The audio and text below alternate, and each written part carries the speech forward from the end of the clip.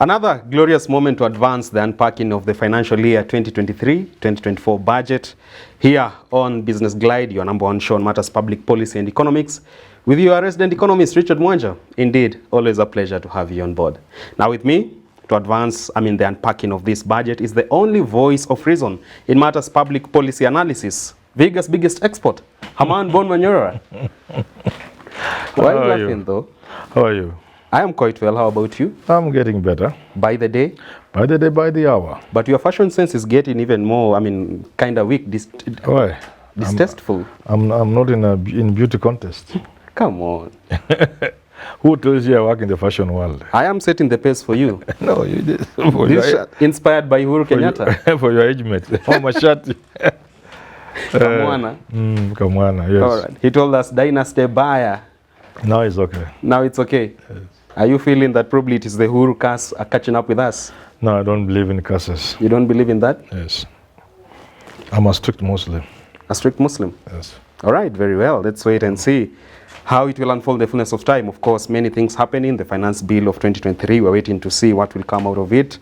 Also, the budget has been tabled for the financial year 2023-2024. And therein lies our center of interest today, and that is a front that has taken the lion's share of the budget, that is the education sector, gobbling up 568.87 billion Kenya shillings.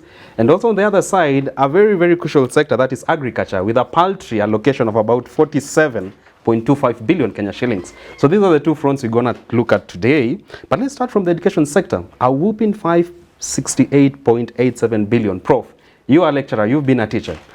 Are you feeling that finally we are having it right in terms of really equipping our citizens with the prerequisite knowledge to face the labor market and also the future? But I've just been given similar amounts of money, slightly just, maybe this is just more about a few billions. Yeah, maybe.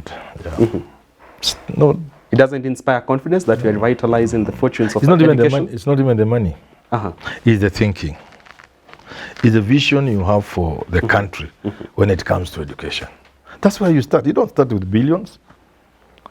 The way things are in this country, even if you put the 3 trillion, the education we have will just more or less the same. Not much will change. So you begin with a vision for the country. And within that vision for the country, education is an important pillar. So what's the vision for education? What do you want education to achieve? What kind of things you need to put in place? What kind of Kenyan children are you producing? Are you dealing with? How do you want to deal with them? How are they going to be taught? Under what environment? What circumstances? That to me is much more important than just billions. Billions. But talking of the billions, there have actually been. Let me tell you this: 65 billion. Yeah. Will it stop Kenyan children from going to school without shoes? 565 billion for education will stop Kenyan children from learning under trees. 565 billion, will it mean for the first time children will not spend the whole day hungry in school?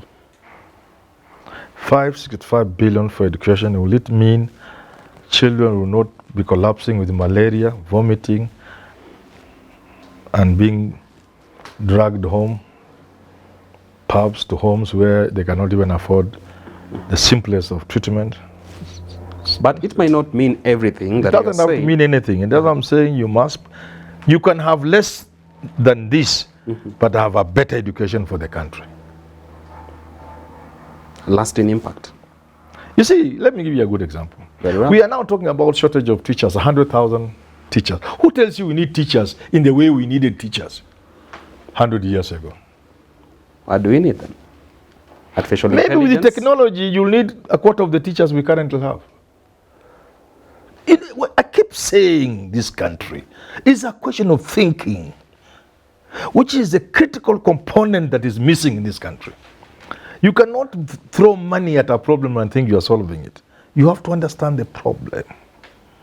Why do we need more billions for education? Universities are cash-strapped. They need more money. Are you sure if you give them $1 trillion, the universities will be better? They will produce better graduates. Which, when every village wants to have Their village polytechnic turned into a university. When the current education we have, when someone tells you he's a university student, you can't even believe it. It's not money. Bigger thinking, bigger ideas. He's thinking. The idea, the place of a university, for example. What is the role of a university today? Is it serving any purpose? In a collection of essays, a book I've written, I said, let's close the university because the professor is dead. Where did the Kenyan professor go to? He's dead. He's not there. There's nothing we are producing from the university.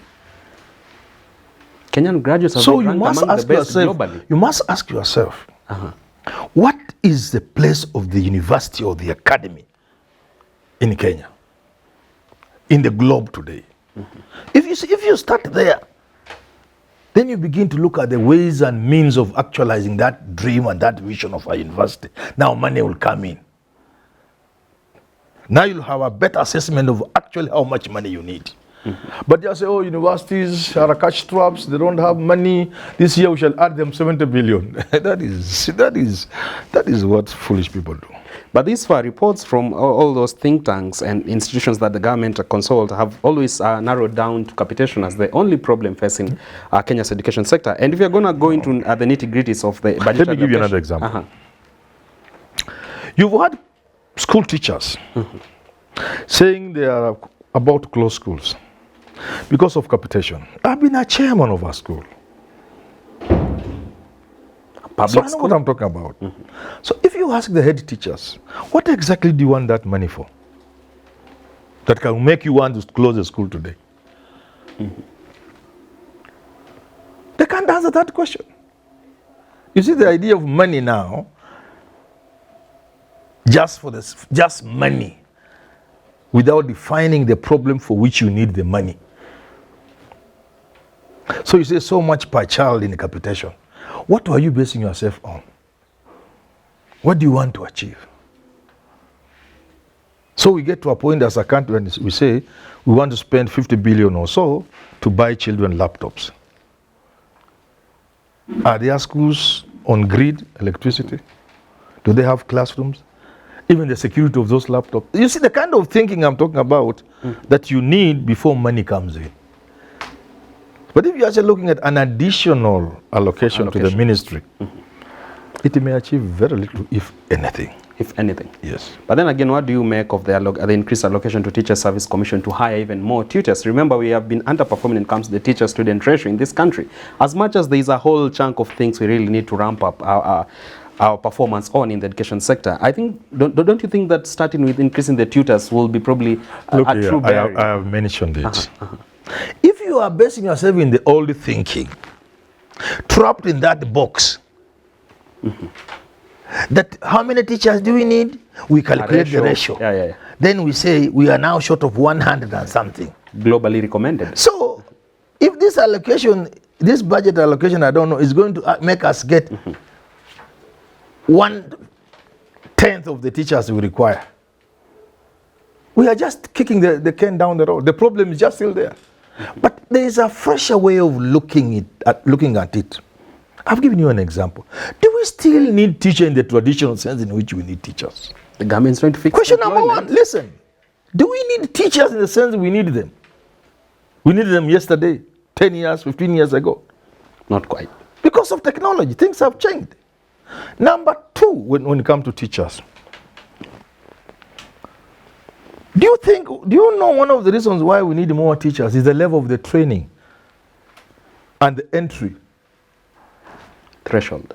You can have 10 teachers in a school, in a primary school, but because all of them are graduates, they can do better work than 25 teachers would have done with their P1 and grade C background.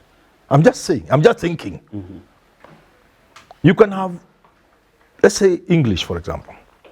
You have English at the county level inspectors, qualified teachers of English, of chemistry, mathematics, Swahili. Under them, they are under the arrangement of training of trainers. Under them, there are other experts like them. And you cascade it down up to a zonal level. That arrangement alone could mean, as a teacher, and I know it can work, it will mean if a teacher needed 8 periods to teach English in a week, because he is under supervision and assistance of experts, he may need only 4 hours to teach the same content and teach it better. So it is the thinking, stupid, not throwing money at a problem. Some will take concern with the recommendation and ask, how about the unemployment problem? You are trying to fix all these unemployed teachers. Look here. People have complained IT will take away jobs. They have been told no. It's when you stand in the way of technology that it will crush you and go with your jobs.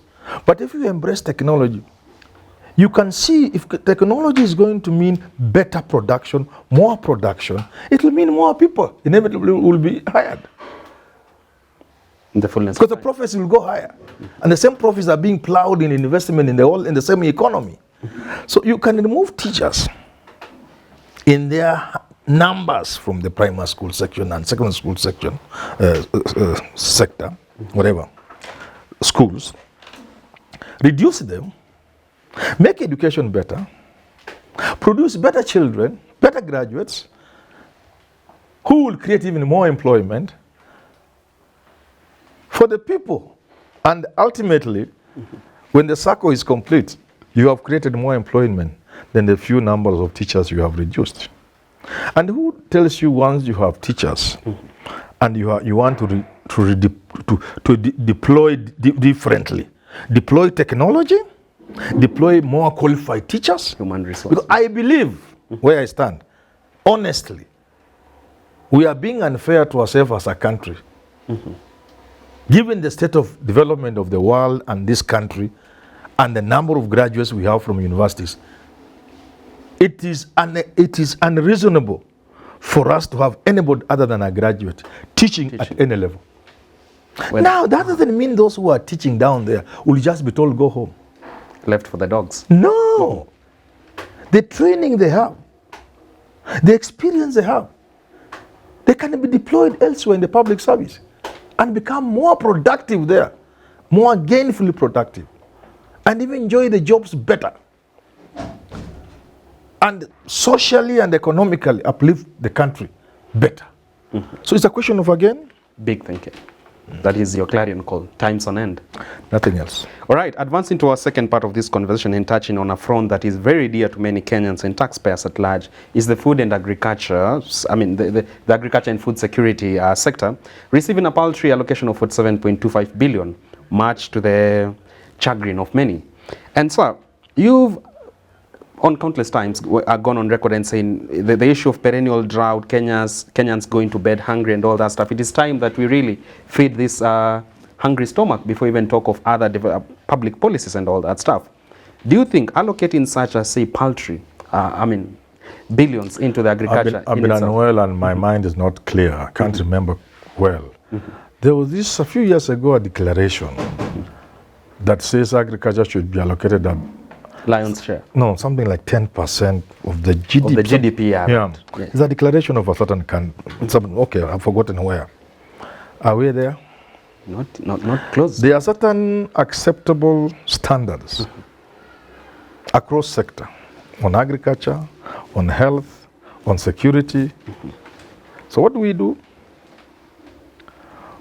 We give agriculture so little and take inordinately you take relatively too much to security. Yeah. Or roads and all that. Where it is easier for us to have the money stolen. And therefore, agriculture is a poor boy. People talk about food security, they talk about agriculture, revitalizing agriculture, climate change and all that. Climate. They talk of all sorts of things about agriculture. But there is not a single policy measure, including allocation, that shows they are serious. None. None, absolutely none. Not even the promise. If you ask the minister in charge of agriculture or even the president of the Republic of Kenya, you say you want to revitalize agriculture. 300 dams. Let's talk about maize. Then I would ask the president, where do you grow maize? In the air? North Rift. Do you grow maize in the ocean? You grow it on land. On land. Where is the land? If you are serious about maize farming, whose land are you talking about? How much land is available for agriculture, for plantation of maize in this country? How much of that is being utilized? Why is the rest not being utilized? How many of the farmers are large scale and how many are subsistence? Can you remove famine in a food deficit in the country by relying on people who own a quarter an acre, half an acre, 1 acre, subsistent peasant farmers? The answer is no. So how much large scale farming of maize do you have? They will not answer you. They would not want to touch the land question. Then you ask yourself, okay, now, you see, let me give you a very good example. Right. 1 stone to kill 2 birds. 1, food sufficiency in Tanzania. 2, create employment. 3, tied to number 1, number 2 is make young people interested in farming. What does President Samia Suluhu Hassan do? She allocates, if I could have forgotten, 600,000 hectares of land. So 6 huge tracts of land, far more than the Gulana Kulala. Yeah. At least I can't remember the figures, which you can Google. More than that. But substantive enough. Government of Tanzania identifies that land, number 1. Has Kenya done anything like that? Number 2, deliberately allocates this land to young people. Young farmers. Young farmers. Number 3, trains the young farmers so that the young boys and girls can enjoy farming because they have been equipped with the training. Change of mindset. Number 4, do marketing for them. Number 5, critical upon which all this depend, value chain. Come up with a fertilizer plant in Tanzania. That is thinking. No more importing fertilizer. Yeah, that is thinking. From next year we're importing Tanzania fertilizer. That is what I'm calling thinking. And gas maybe. That is called thinking. That is called thinking. 600,000 hectares of land or something like that. Give to young people, train them. Yeah. Solve the problem of marketing. Build a fertilizer plant for the country. Then you can talk of agriculture. In this country of yours, even if you had land, for example, one of the reasons why you cannot be food sufficient, one of the reasons why maize farming, you come from Moisbridge. And aren't there years when farmers just look in disbelief as maize doesn't go beyond this level? They're now planting Hass avocado. Do you know why? Yeah, sure. Sometimes it's bad fertilizer. Then after 2, 3, 4 years, there comes bad maize seed.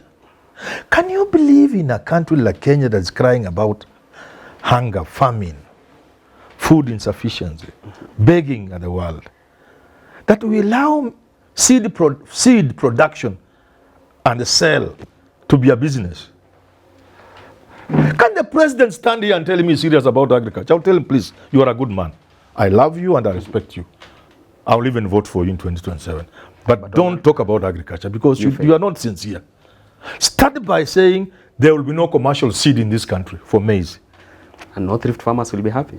And there's no commercial. How much would I want to see in this budget that Kenya Seed Company, together with the universities in this country and the Carlo and all these research institutes have been allocated 50 billion for research in maize, but also immediately to start producing free maize seed. Free.